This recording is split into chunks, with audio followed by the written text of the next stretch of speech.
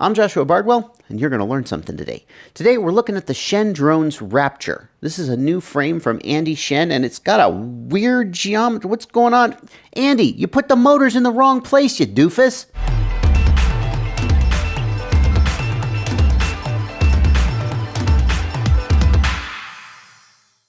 The quadcopters that we're used to today have an X layout on their motors. What that means is that the motors go out this way and the front of the quadcopter faces that way. But if you go back far enough, quadcopters actually started out in plus layout, which means that the front motor was here and the back motor was there and the side motors were out there. Okay. The plus layout intuitively makes sense because there's one motor to make the quad move in each direction that you want the quad to move. But the problem with the plus layout is, especially as we transition to FPV, that having that motor in front wasn't great. You kind of don't want to see that prop sticking up in front of you. And so we transition, and actually if you look at the history of quadcopter designs, which I love to think about, there were some things like the T layout, where the motors were to the side like that, looked like a T. There was the dead cat. Some people object to the name dead cat. A little bit of history here. The reason they call it the dead cat layout was that the very first person to make a dead cat layout was a guy who literally took his dead cat and used taxidermy to put it into a quadcopter. You can find video of that on the internet if you search for it. The dead cat layout, also I think they sometimes call it the spider quad layout, has wider front motors, not quite to a T geometry, but kind of like a Y geometry, and then narrower rear motors. So fine. All these things were done to get the motors out of the view of the FPV camera. But then Andy Shen, the frame designer from Shendrones, started thinking, what are we missing here? Maybe we should go back and we should look at this again, because maybe a plus layout makes sense. And he addressed the question of having the motor and prop in view by pushing the front motor out further. So if you look at the geometry here, you can see this is not symmetrical. It's much longer on the pitch axis. And one effect that has is that it gets this prop out of view, at least if you have just a little bit of up tilt. What I've found is that if you're on the lowest up tilt setting, you do see this motor. If you're on the middle up tilt setting, then you do not see this motor at all. So that gets rid of that. You have a clear FPV view now. But the other thing he did is he moved these rear motors back so that they're also out of view. So you'll see that the rear motors are actually not quite at the direct middle of the front and the back motors.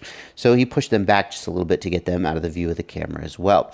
So now you've got this plus layout, or he calls it a stretched plus layout, but you're not seeing any props, and that's nice. The real question, though, is how does the quadcopter fly differently? And I'm going to address that question. I've got some flight video and some tuning thoughts and so forth. I'm going to show you that. I think it's debatable whether this quad is going to fly significantly differently. The obvious thing is that you've got these motors. People think, oh, well, you've got 100% of your thrust going onto each of the axes. Whereas with an X, the motor is applying thrust on two of the axes at once. So on an X quad, when the front left motor spins up, it is applying both pitch and roll, right? Whereas on this one, when this motor spins up, it's only applying thrust on the pitch axis. But that's a misnomer because you've only got one motor acting on each axis here with the plus layout. Whereas with the X layout, if I want to pitch, I've got two motors pulling on the axis. So the actual net amount of thrust that you apply on each axis is the same when you've got an X quad or a plus quad. There is some debate that could be made that the plus quad is more inherently neutral. And what I mean by that is, on an X quad, when the two front motors spin up to create a pitch back movement, if they don't spin up exactly equally, then the quad will also tend to roll. And the PID controller has to be in charge of making sure that doesn't happen. But PID controllers today are very, very good, and motors today are very, very responsive. And so this idea that we want this purity of movement from the frame geometry, I think is not really necessary. The other thing to keep in mind is, how often do you do a pure roll or pitch move? If the plus quad is better at doing pure moves, then by the same token, it is worse at doing moves that combine pitch and roll, right? Just the same argument applies. And so we always are going to need the PID controller to be managing the balance of the motors. There's no inherent advantage or disadvantage in that respect. So with that being said, let's go out to the field and let's fly this quad and take a look at how it flies. In order to get a feel for how this copter is going to fly, I have set it to the Betaflight default PIDs. Andy Shen delivered it to me with his tune on it, and I certainly will give that a fly as well. But since a tune can so much affect how a copter flies, we're going to try it with Betaflight default PIDs first, because I think that'll bring out any differences in the quad itself. Let's get in the air before it craps out on me again.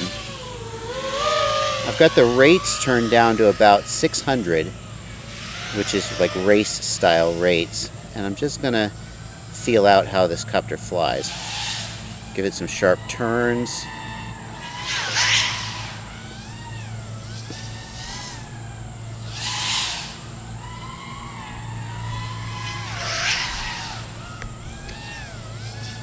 I'm still getting a feel for the rates, so there's going to be a little bit of an adjustment period. I'm getting a lot of flickering in the video, so I'm going to land.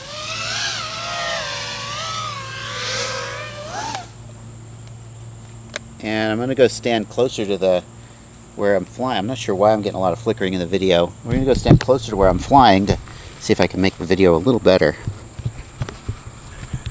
Not really that far away, so it's pretty surprising.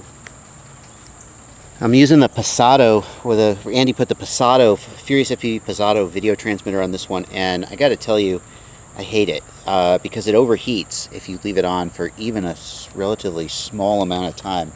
It overheats and then shuts down, so it's not. I really don't like that video transmitter very much, honestly. It's the one thing I like about it is that you can turn it on and off with a switch, which for some reason Betaflight and Smart Audio still can't do. But other than that, almost nothing I like about it.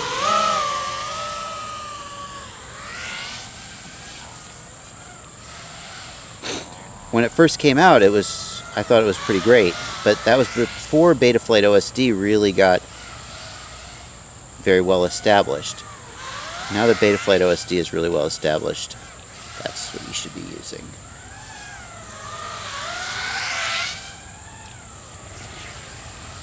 It flies nice.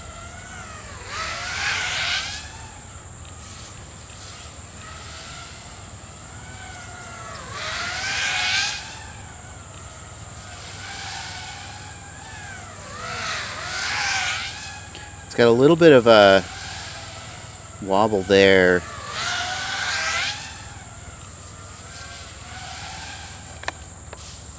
Oop, hello. Got a little bit of a wobble in the turns, I think on the pitch axis, but one thing about this quad is that the front end sticks out further from the camera than you're used to. So normally your camera is basically the whole front of your quad. Your motors don't stick out that much, whereas this one sticks out a few extra inches. If you're really skimming the ground, you can dig in the nose like I did there, maybe not expecting it. The difference is only a few inches, so you have to really be skimming the ground to notice, but it is there. What let's do now is let's put Andy's tune back on it and see how different that might feel. And again, I'm flying this more like a race quad than a freestyle quad because it feels like that's how it's intended. It's not really set up to carry a GoPro, for example. Oh, hang on. Have I got the camera up tilt correct? Oh no. See?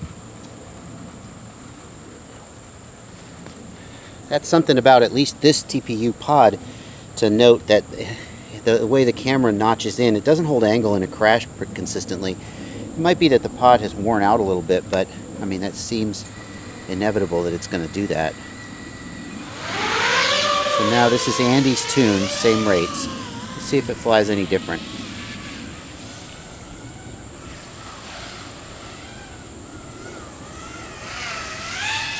A little bobble there as I hit the throttle.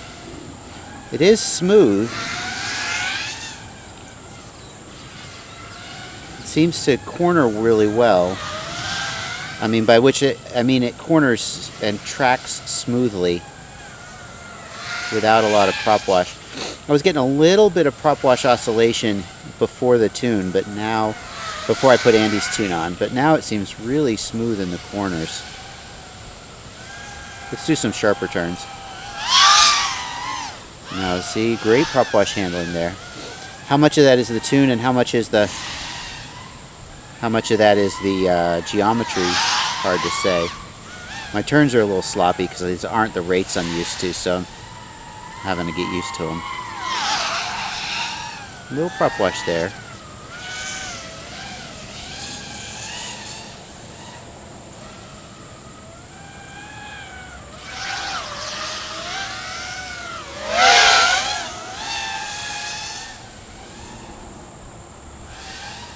Oh, I'm going to lose signal. I'm not facing the right way to fly over there.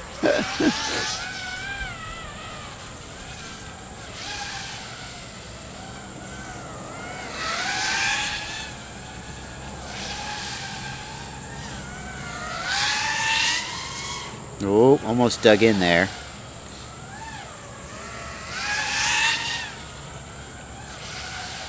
If this has an OSD, oh, the OSD is at the top. Yeah, I killed that last battery. It was at like 2.9, 2.8 volts per cell. I killed it. It's because the OSD is at the top. That's not where I put my OSD.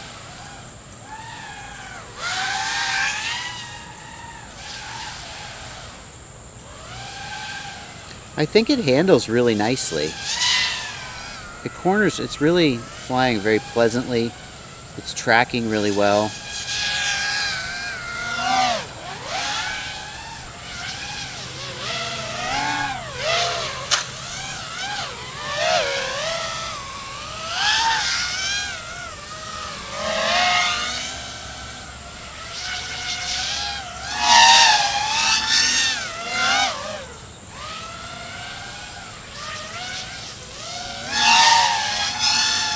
See, that's a really nice corner there.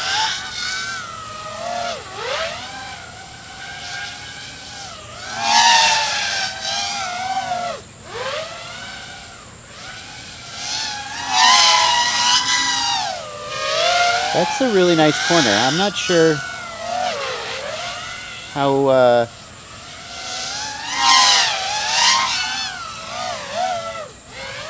easy that would be to do with a different frame.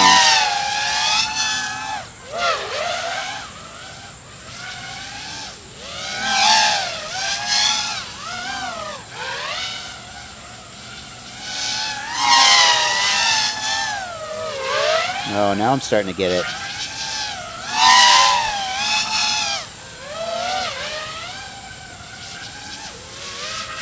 Let's not kill this battery too.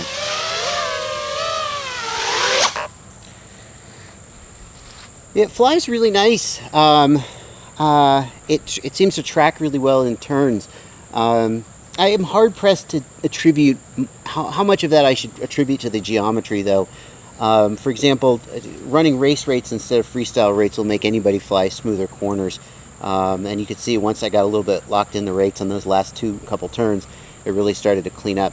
I do feel like this quad has better prop wash handling than average.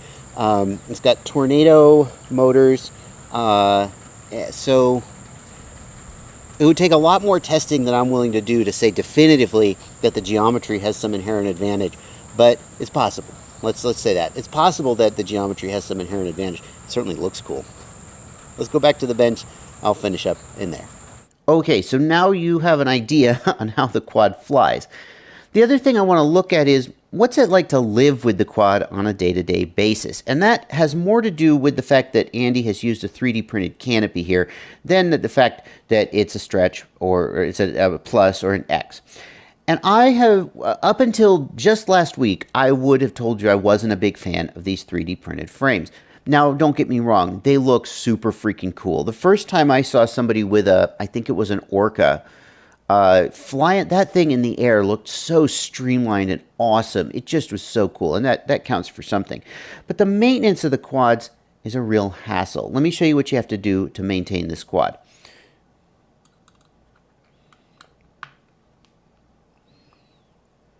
One, two, three, four. You're not done yet. So I have to take out 4 screws and take off 4 nuts, and then the canopy lifts off, and there we go. And then you can just detach the camera here if you so desire. And then you got all your stuff in here. So it's a little bit of a hassle to get in there to do any kind of maintenance that you need to do. Even something as simple as pushing the bind button on the receiver or the bootloader button on the flight controller. The other thing is that you don't have a lot of opportunity to see how things are going in there. If you've got a loose nut on your standoff, for example, or you got a broken standoff, you need to open it up to find that. You can't just do a quick visual inspection like you can with a traditional sort of top-bottom plate quad. You can see here that Andy has used the AXI UFL antenna. This is a really great antenna for this kind of build. It is an AXI antenna, luminaire AXI, with a UFL connector, and that's just a length of coax here. It's perfect for this kind of setup. He's got it inside the canopy.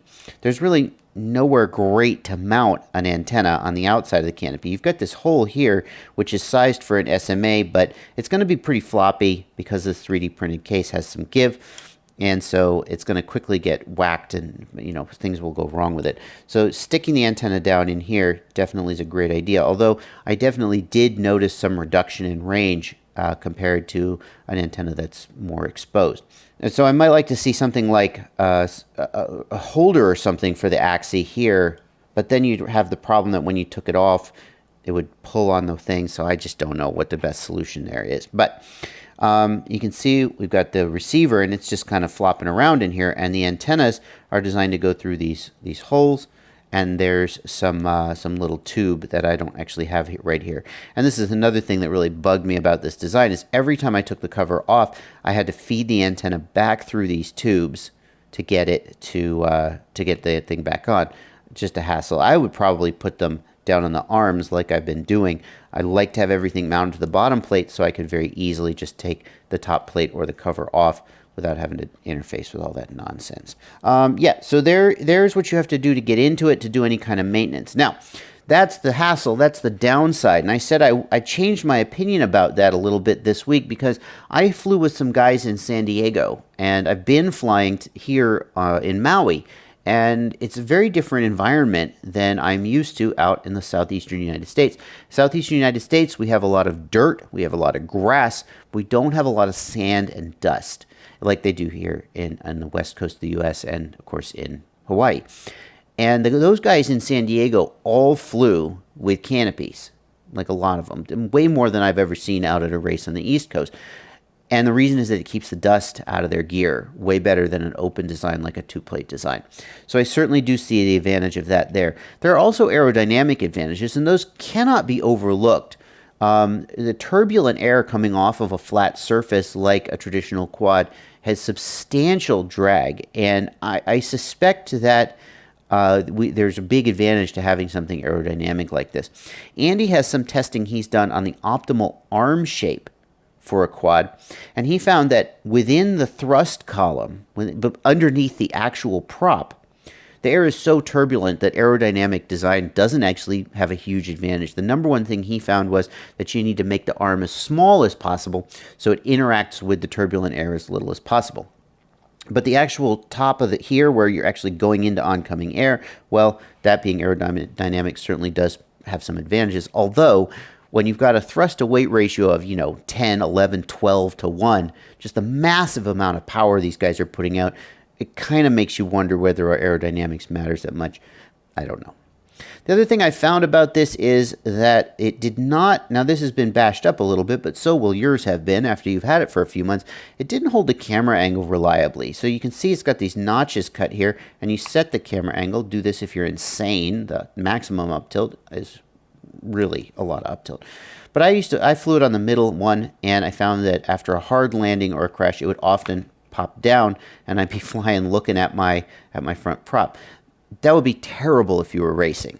You can imagine that if you have a crash or something and you land on your bottom, you can still take off and finish the race, except now your up tilt is only 20 degrees. So if you were going to fly with this, number one, Andy says that the black plastic is a little more rigid and holds a little more securely than the white. The other thing you could certainly do is you could just add a little hot glue or something and fill this in to keep the camera in place. One other thing, I gave all this feedback to Andy, and he said, yeah, no, you're pretty much on the mark with all of it, including the negative stuff. He did say that if you're looking for more of a workhorse frame than sort of a showroom frame, take a look at the Archangel, which this is not a review of the Archangel, but if this frame seems interesting to you but seems maybe a little less manageable on a day-to-day basis, then have a look at the Archangel. It's got a lot of the positive things about this frame, but some missing some of the negatives. That's going to do it for this video. You got any questions, leave them down in the comments. Thank you for watching. Happy flying.